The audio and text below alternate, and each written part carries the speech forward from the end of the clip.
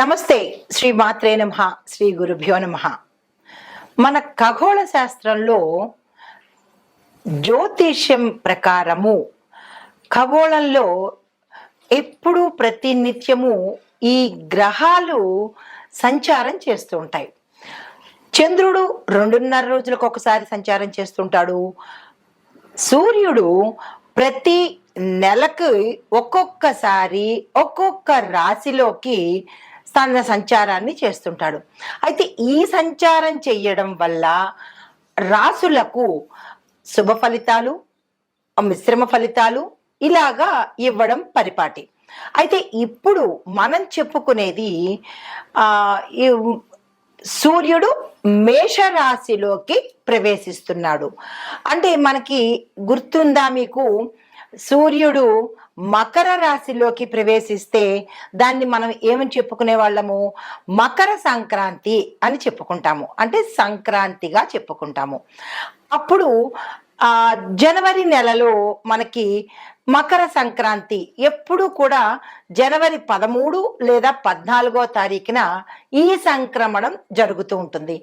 అలాగే ఇప్పుడు మనం ప్రస్తావించబోయే అంశంలో సూర్యుడు ఏప్రిల్ 13 నుంచి లేదా 13, 14 ఈ 2 దినాలలో ఏదో ఒక రోజు, అంటే 13 నుండి 14 ఇలాగా అంటే గ్రహ గతులు మారినప్పుడు సమయం కూడా మారుతుంది. అయితే ఈసారి మనకి సూర్యుడు మేషరాశిలోకి ఏప్రిల్ 14వ తారీఖు 2025వ సంవత్సరంలో సంచారం చేయబోతున్నాడు. అయితే సూర్యుడు గమనము మనకి నెలకి ఒక్కొక్క రాశిలోకి వెడుతుంటాడు. చంద్రమాన ప్రకారము మనకి అంటే ఒక గణన లెక్కించడం జరిగితే సౌరమానం ప్రకారము మనకి ఇది కొత్త సంవత్సరం కింద లెక్క అవుతుంది అనమాట. మనకి 2 మానాలు ఉంటాయి, ఒకటి సౌరమానము, రెండవది చాంద్రమానము. ఇప్పుడు మనము సౌరమాన ప్రకారము సూర్యుడు మేషరాశిలోకి ఏప్రిల్ 14వ తారీఖున వచ్చినప్పుడు ఇది కొత్త సంవత్సరంగా మనం పరిగణిస్తాము. అయితే దీనిని మేష సంక్రాంతి అని పిలుస్తాము. అప్పుడు మకర సంక్రాంతి అని ఎలాగనే వాళ్ళము, ఇప్పుడు మేష సంక్రాంతి అని పిలుస్తాము. అయితే ఈ మేష సంక్రాంతి ప్రత్యేకతలు ఏమిటి, ఎంతకాలం ఉంటాడు, ఈ సూర్యుడు మేషరాశిలోకి వెళ్ళేటప్పుడు అతని స్థితిగతులు ఎలా ఉంటాయి, ఉచ్చస్థిత, సమస్థిత, నీచస్థిత, అలాంటివన్నీ మనము ఇప్పుడు పరిశీలన చేద్దాము. అయితే భారతీయ జ్యోతిష శాస్త్ర ప్రకారము ఈ రోజు చాలా అత్యంత ప్రముఖమైన రోజు అన్నమాట. సూర్యుడు మేషరాశిలోకి రావడము అత్యంత ప్రముఖమైన రోజు, శుభప్రదమైన రోజు అన్నమాట. అయితే ఈ మేషరాశిలోకి సూర్యుడు ప్రవేశించడం వల్ల అది తన సొంత ఇంట్లోకి, అంటే ప్రథమంగా మనకి మేషం నుంచి 12 రాశులు మీనంతో సరి అవుతుంది అనమాట. మళ్ళా తిరిగి గ్రహ గమనము మేషం నుంచి మొదలవడంతో కొంతమందికి శుభ ఫలితాలు, కొంతమందికి మిశ్రమ ఫలితాలను ఇస్తుంటాడు.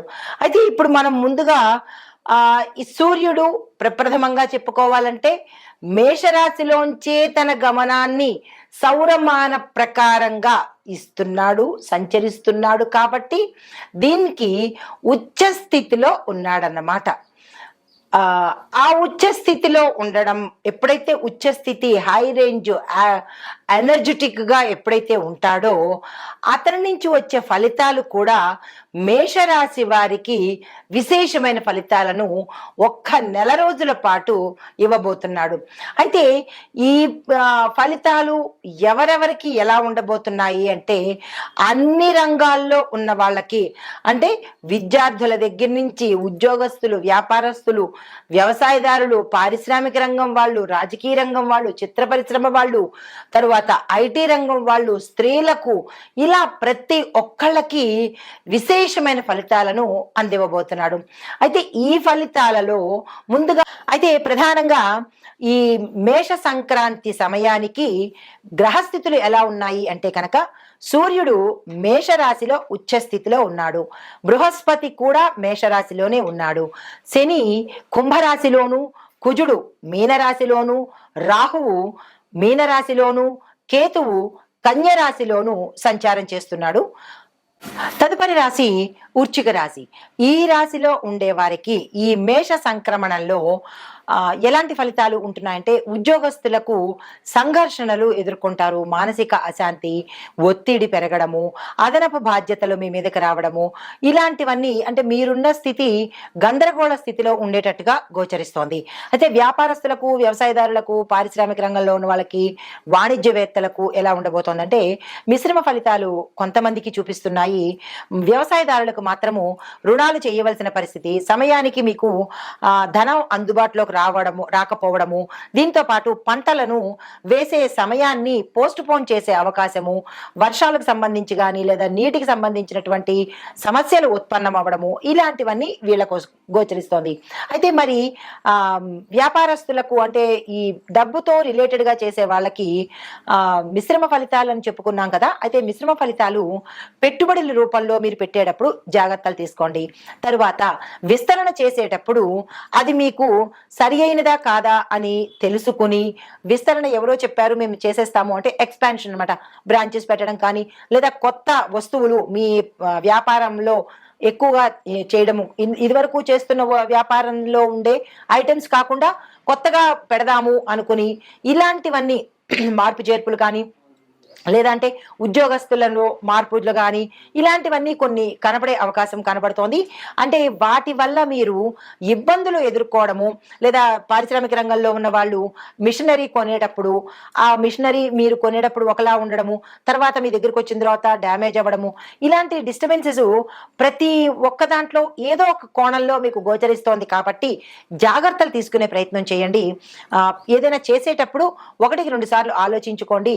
వృశ్చిక రాశి వాళ్ళకి ఈ సమయంలో అంతగా కలిసి వచ్చే అవకాశం కనపట్టలేదు. ఇక కుటుంబ పరంగా చూసినట్టయితే కనుక కుటుంబంలో అధిక ఖర్చులు పెరగడము, అనవసరమైన ప్రయాణాలు చేయడము, ప్రయాణాల్లో డబ్బులు నష్టపోవడము లేదా ఆరోగ్యం నష్టపోవడము లేదా ప్రమాదాలు జరగడము, ఇలాంటివన్నీ ఈ సమస్యలన్నీ ఇక్కడ కనబడుతున్నాయి. అయితే ధనాన్ని మీరు అదుపులో పెట్టుకోవడము, ఖర్చులు తగ్గించుకునే ప్రయత్నం చేసుకోండి. ఒకంత జాగ్రత్త పెట్టుకునే ప్రయత్నం చేసుకోండి.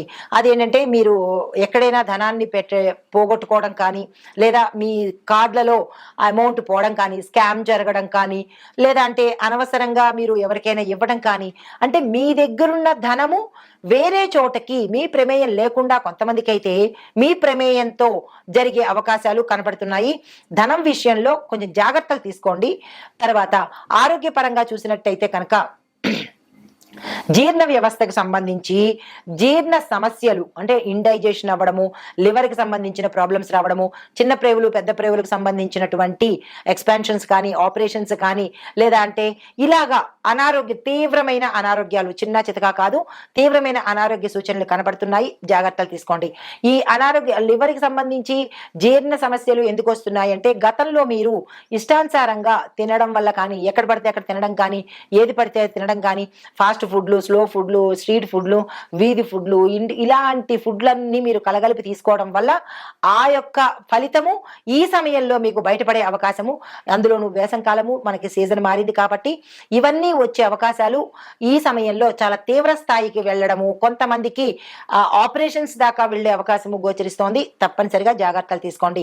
ఇంకా వివాహం కోసం ప్రయత్నం చేసే వాళ్ళు కానీ లేదా రాజకీయ నాయకులకు కానీ మిశ్రమ ఫలితాలు గోచరిస్తున్నాయి. మీరు ఏదైతే ప్రణాళిక వేస్తారో, ఏదైతే పథకాలను ప్రజల కోసం తయారు చేస్తున్నారో ఆ పథకాలు అమలు కాని పక్షం కానీ, వివాదాలకు దిగే పక్షం కానీ జరిగే అవకాశము కనబడుతోంది.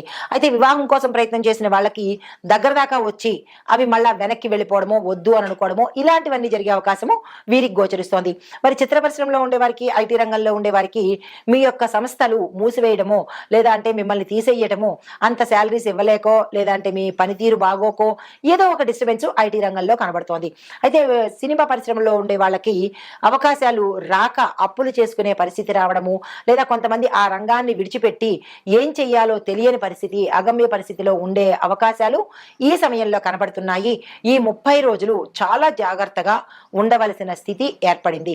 అయితే మీకు చెప్పదగిన పరిహారము, ప్రతి మంగళవారము అంటే ఈ మాసంలో వచ్చే, అంటే ఏప్రిల్ 14 నుంచి మే 14 వరకు ఈ మాసంలో వచ్చే ప్రతి మంగళవారము హనుమంతుడి ఆలయ దర్శనం చేసుకోండి. సాధ్యమైనంత వరకు దాన ధర్మాలు చేసుకునే ప్రయత్నం చేసుకోండి, ఎంతుంటే అంత. ఎందుకంటే ఆ దాన ధర్మాలు చేయడం వల్ల మీ కర్మని కడుక్కున్న వాళ్ళు అవుతారు. ఎంతసేపు ఎదుటివాడు ఇవ్వాలి, మనం దాచుకోవాలి అంటే ఎదుటివాడి కర్మను మీరు మోస్తుంటారు. కాబట్టే చాలా మందికి ఎక్కువ సమస్యలు వచ్చే అవకాశం కనబడుతోంది. ఎంతసేపు ఇస్తూ ఉండడం వేరు, ఎదుటి వాళ్ళ దగ్గర నుంచి తీసుకుంటూ ఉండడము, ఫ్రీగా తీసుకోవడము, ఎవరిస్తారా అని ఎదురు చూసేటట్టయితే కనుక వాళ్ళ కర్మలను కూడా మీరు మోస్తున్నారు అని గుర్తెరగాలి. సాధ్యమైనంత వరకు ఇచ్చే ప్రయత్నాలు చేసుకుంటూ ఉండండి. అయితే ఇక్కడ మీకు చెప్పదగిన మంచి మంగళ మంత్రము ఓం అంగారకాయ నమః అనే ఈ మంత్రాన్ని వీలైనన్ని సార్లు ఈ ప్రతి మంగళవారము చదువుకునే ప్రయత్నం చేయండి. తక్కువలో తక్కువ 108 సార్లు చదవండి. ఇంకా ఎక్కువ మీ ఇష్టము, మీ శక్తి కొద్దీ చదువుకోండి. ఇది ఈ మేష సంక్రాంతికి ఈ రాశి వారికి చెప్పదగిన గోచార రీత్యా ఫలితాలు, పరిహారాలు, సూచనలు. నమస్తే.